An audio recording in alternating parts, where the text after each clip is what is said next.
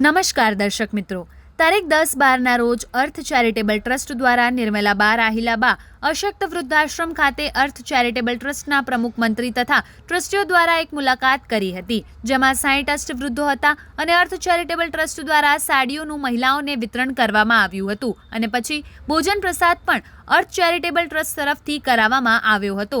આવા અસ્તવૃત્તોને જોઈને અર્થ ચેરિટેબલ ટ્રસ્ટને નિર્મલાબેને વિઝિટ કરાવી હતી અને અસ્તોને કેવી રીતે અહીં તેઓ પાલન પોષણ કરી રહ્યા છે તેની માહિતી આપી હતી। સાથે સાથે અર્થ ચેરિટેબલ ટ્રસ્ટના ટ્રસ્ટી ગીતાબેન જોશી પણ અર્થ ચેરિટેબલ ટ્રસ્ટની માહિતીગાર કર્યા હતા।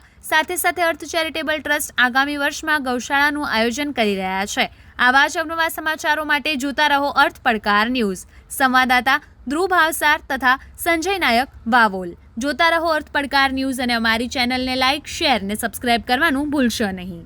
આજ રોજ તારીખ 12/10/2025ના રોજ અર્થ ચેરિટેબલ ટ્રસ્ટની ટીમ મગોડી ખાતે વૃદ્ધાશ્રમની મુલાકાતે આવી છે। ત્યાં મુલાકાતની સાથે સાથે જમણવારનું પણ આયોજન કરવામાં આવેલ છે। નમસ્કાર, આજે ગાંધીનગર જિલ્લાના મગોડી ગામ ખાતે એક વૃદ્ધાશ્રમની મુલાકાતે અમારી એક ટીમ આવેલી છે, અર્થ ચેરિટેબલ ટ્રસ્ટ। અહીંયા વિઝિટ લેતા માલુમ પડ્યું કે ઘણા બધા વૃદ્ધોની અહીંયા સેવા કરવામાં આવે છે। આજે આપણે એ જ ટ્રસ્ટના સાહેબ જોડે આપણે વાત કરીશું, ટ્રસ્ટ કઈ રીતે ચલાવવામાં આવે છે, કઈ રીતે અહીંયા સેવા પૂરી પાડવામાં આવે છે અને આ જોરદાર એક આયોજન કઈ રીતે કરવામાં આવે છે એ જાણવા માટે આપણે એક સાહેબ જોડે આપણે ચર્ચા કરી। સાહેબ, આપનું નામ જણાવશો? મારું નામ જોસેફ મેકમાન। આ ટ્રસ્ટ કઈ રીતે ચાલે છે, કઈ રીતે આમાં સેવાઓ કરવામાં આવે છે અને કયા પીઠબળ દ્વારા આપણે આ તાકાત સુધી આપણે પહોંચી શકીએ છીએ, જરા તમે જણાવશો, તમને આનંદ। આજે જે ટ્રસ્ટની તમે વાત કરો છો તો નિર્મળા સંચાલિત જે ટ્રસ્ટ છે એ ટ્રસ્ટ તો અમે પોતે ટ્રસ્ટ રાખીએ છીએ કે પ્રભુ પર વિશ્વાસ। અહીંયા હાલ કુલ કેટલા વૃદ્ધો અહીંયા રહે છે હાલ? જો સાહેબ, હા તો વધતા જતા જમાના સાથે કોઈ આવે ને કોઈ જાય, પણ ઓટોમેટિકલી જો જોવા જઈએ તો 50-60ની સંખ્યામાં આ વૃદ્ધોની સેવા થાય છે। સૌથી મોટો એક પ્રશ્ન સાહેબ એ છે કે આ મોંઘવારીના જમાનામાં કઈ રીતે આ ટ્રસ્ટ ચલાવવામાં આવે છે અને આ જે વૃદ્ધોને જે વસ્તુઓ જરૂરિયાત ઊભી થાય છે એ કઈ રીતે અહીંયા પૂરી પાડવામાં આવે છે એ વિશે થોડું જણાવશો? આ જે મોંઘવારીનો જમાનો છે, તમે કહો છો વાત સાચી છે, પણ આજે જ્યારે પ્રેમની લાગણી છે, એક સેવા કરવું છે, એક પુણ્ય કરવું છે, એવા પુણ્યકારી લોકોથી આપણા એકબીજાના સહકારથી આ ટ્રસ્ટને મદદ થાય છે અને વૃદ્ધો તેમના માટે જે પ્રાર્થના કરે છે ને એમનો ભગવાન એટલો બધો ટોપ છે કે એ પ્રાર્થના એમની સાંભળે છે અને મહેમાન ચાલે આવે છે।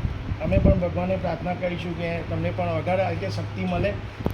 અમારા પ્રકાશભાઈ ખત્રી સાહેબ, આવો સાહેબ જરા આ બાજુ, અને અર્થભાઈ જેને આ એક ટ્રસ્ટ ઊભું કર્યું છે અને એમનું આયોજન આગળ આવું જ રહે અને એટલો બધો સપોર્ટ મળતો જાય જેથી વિશાળ એમનું પણ પ્રગતિ થાય।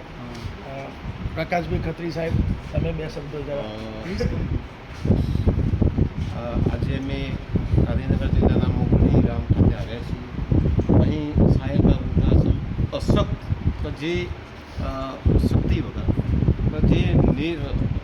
જે બિનવારસી જે અમુક પોલીસોવાળાને મળતા હોય એવાઓની જે બેન જે એમની સેવા કરી રહ્યા છે, નિર્મલાબેન, ખરેખર નિર્મલાને ધન્ય છે કે આટલી ઉંમરે પણ તેઓ સેવા કરી રહ્યા છે અને આ સંસ્થા બહુ દિવસે દિવસે પ્રગતિ કરે અને અમારી જ્યાં જ્યાં જરૂર પડે તે અમારી ટીમ આખી ઊભી હશે એવું અમે આપને એક વચન આપીએ છીએ।